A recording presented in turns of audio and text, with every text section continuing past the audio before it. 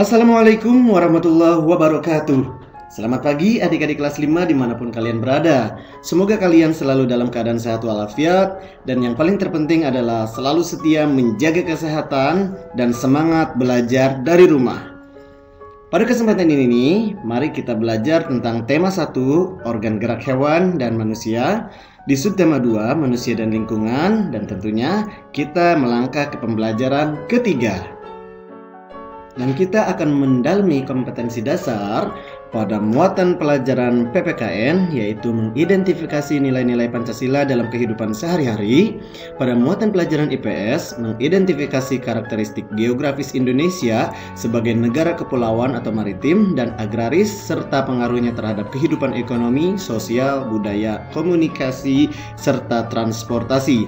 Dan pada muatan pelajaran bahasa Indonesia, menentukan pokok pikiran dalam teks lisan dan tulis. Nah, sekarang kita fokus pada identifikasi nilai-nilai Pancasila tempat tinggal masing-masing, identifikasi kekayaan yang dimiliki negara Indonesia, mengetahui kepadatan penduduk, persebaran agama, dan daerah asal suku-suku bangsa yang ada di Indonesia. Juga mengidentifikasi pokok pikiran pada sebuah paragraf.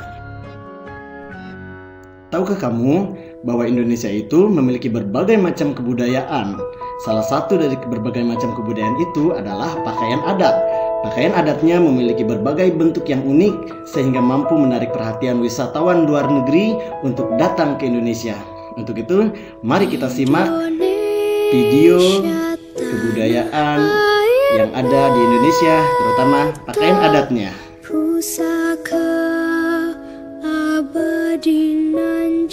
Aceh,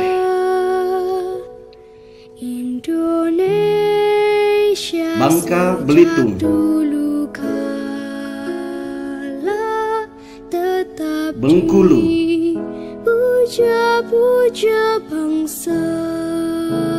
Banten,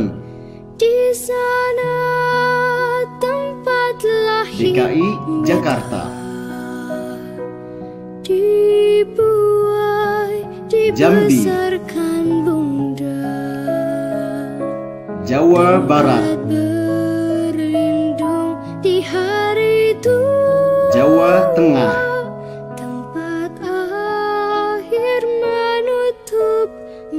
Jawa Timur, Papua,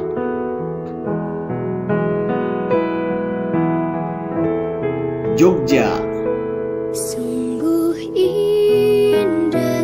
Kepulauan Riau,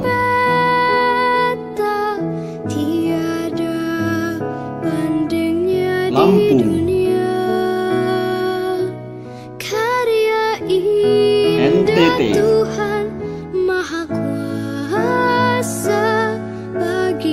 Riau,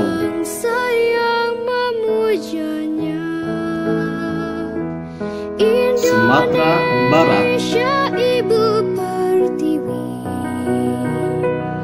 Sumatera Selatan,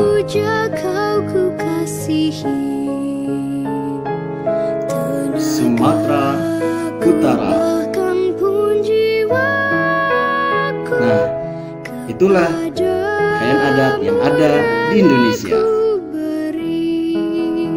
Nah, sekarang coba amati peta wilayah kesatuan Republik Indonesia. Dari beberapa pulau yang ada di Indonesia memiliki kepadatan penduduk yang berbeda-beda. Misalnya, di Pulau Jawa. Pulau Jawa merupakan pulau yang paling padat penduduknya di Indonesia. Sedangkan di Papua, Pulau Papua adalah paling sedikit penduduknya di Indonesia. Bagaimana kalau kita lihat provinsinya? Contohnya, di Provinsi Lampung. Kepadatan penduduk di Provinsi Lampung hanya 50-100 orang per kilometer persegi. Dibandingkan dengan kepadatan penduduk di Provinsi Papua Barat hanya 10 orang per kilometer persegi. Sekarang, berapa jumlah kepadatan penduduk di tempat tinggalmu? Kalian dapat menanyakannya ke orang tuamu atau ke RT, ke RW, dan kepala kelurahan yang ada di tempat tinggalmu. Tugas kalian selanjutnya adalah Berdasarkan hasil pengamatan tadi, kalian isi kolom berikut ini. Salin jawabanmu di buku tulismu, lalu foto hasilnya dan unggah ke link yang sudah disiapkan. Nah, sekarang coba amati kembali peta persebaran suku-suku bangsa yang ada di Indonesia.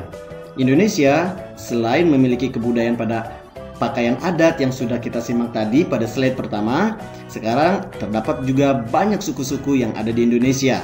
Kita amati peta wilayah Indonesia. Contohnya, di wilayah Provinsi Sumatera terdapat suku Aceh, suku Nias, Batak, Minangkabau, Melayu, dan Jawa.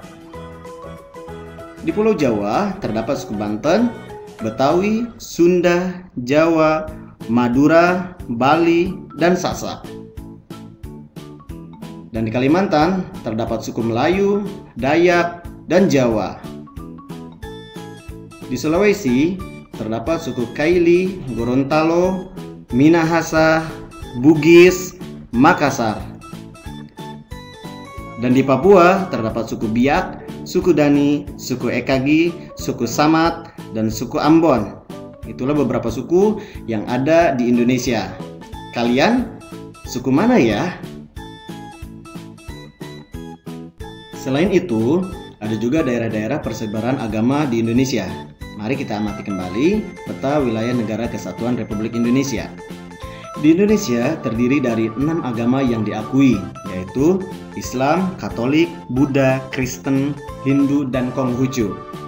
Dan persebaran agama Islam di Indonesia hampir di seluruh pelosok Indonesia, karena Islam merupakan agama yang paling banyak di Indonesia. Selanjutnya ada agama Katolik.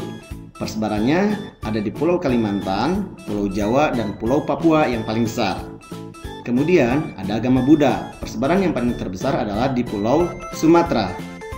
Selanjutnya ada agama Kristen yang ada di seluruh pulau di Indonesia. Contohnya di Sumatera, Kalimantan, Sulawesi, Jawa, dan Papua. Dan agama Hindu yang paling banyak yaitu di Pulau Kalimantan dan Jawa.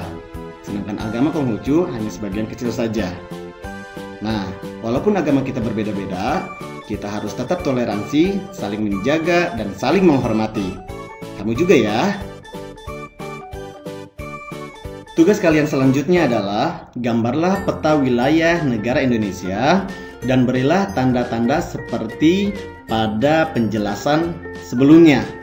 Warna agama sesuai dengan yang ada di bawah ini. Biru untuk Islam, merah untuk Katolik, kuning untuk Buddha, Kristen orange, Hindu ungu, dan pink Konghucu. Silahkan kalian kerjakan, lalu hasilnya buktikan dengan foto dan unggah ke link yang sudah disiapkan.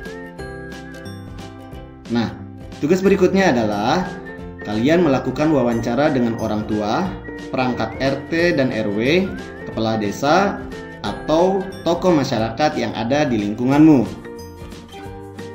Kemudian, tuliskan hasil wawancaramu pada kolom berikut ini. Judulnya Desaku yang Kaya. Perlu kamu ketahui, sebelum memulai wawancara, lakukan dulu berbagai persiapan. Di antaranya, 1. Tentukan tempat dan waktu wawancara. Yang kedua, tentukan korespondennya. Siapa yang akan kamu wawancarai? Bapak RT, Bapak RW, atau tokoh masyarakat yang ada di tempat tinggalmu. Kemudian, siapkan peralatannya berupa alat tulis atau handphone untuk merekam hasil wawancara kamu. Dan selanjutnya, susunlah pertanyaan-pertanyaan dengan baik dan sopan. Tema wawancara, wilayah tempat tinggalku adalah Indonesia kecil.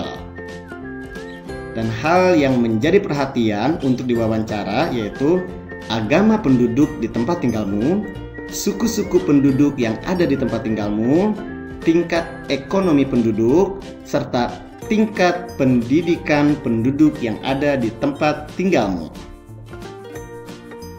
Dan tugas kalian selanjutnya adalah bacalah teks yang berjudul Kerukunan Umat Beragama di Indonesia. Baca sampai selesai ya. Kemudian tentukan ide pokok dari masing-masing paragraf pada bacaan tersebut. Contohnya, pada paragraf 1, ide pokoknya, kerukunan umat beragama merupakan bentuk hubungan antar manusia yang damai berkat adanya toleransi beragama. Selanjutnya, kalian lanjutkan ya. Nah, tahukah kamu, setiap sila dalam Pancasila memiliki nilai-nilai luhur yang berbeda-beda satu sama lain. Contohnya, pada sila pertama, nilai luhurnya yaitu bebas memeluk agama dan menjalankan ibadah, rajin beribadah, tidak memaksakan agama kepada orang lain, menghormati orang lain yang sedang beribadah dan merayakan hari besar agamanya. Sila kedua, nilai luhurnya yaitu berteman tanpa membeda-bedakan latar belakangnya, tidak berpihak sebelah dalam menyelesaikan masalah, menjenguk orang yang sakit, membantu orang lain yang sedang kesusahan. Dan sila ketiga, nilai luhurnya yaitu gotong royong, kerja kelompok, mempelajari kebudayaan daerah lain, mencintai kebudayaan asli daerah sendiri, mencintai produk-produk buatan dalam negeri. Dan sila keempat, nilai luhurnya yaitu pemilu, musyawarah untuk mufakat, pemilihan kepala desa, menghargai pendapat orang lain, tidak memaksakan kehendak dan pendapat kepada orang lain, melaksanakan keputusan bersama secara ikhlas dan bertanggung jawab. Dan sila kelima, nilai luhurnya yaitu memiliki kedudukan yang sama di muka hukum, melaksanakan pembangunan dan menikmati hasil-hasil pembangunan nasional secara bertanggung jawab. Nah, sudah paham kan? Sekarang, kamu bandingkan nilai-nilai luhur setiap sila dalam Pancasila. Seperti yang tadi ya, tulis jawabannya di buku tulismu, lalu buktikan hasil kerjamu dengan foto dan unggah ke link yang sudah disiapkan. Berikut beberapa contoh perilaku yang tidak mencerminkan nilai Pancasila di sekolah. Perilaku yang tidak sesuai dengan nilai Pancasila, misalnya memilih teman hanya yang kaya saja, tidak mau meminjamkan peralatan sekolah kepada teman, menyontek, berkelahi, tidak mau mengikuti upacara bendera, dan mengejek teman. Perbuatan yang tidak terpuji ya teman. Jangan ditiru. Nah, kalau di rumah, perilaku yang tidak sesuai dengan nilai-nilai Pancasila adalah tidak melaksanakan ibadah sesuai dengan agamanya, tidak mau berbagi makanan dengan anggota keluarga yang lain, bermalas-malasan, membantah orang tua, memaksakan kehendak kepada anggota keluarga, dan berbohong. Dosa itu. Gak boleh ya teman-teman.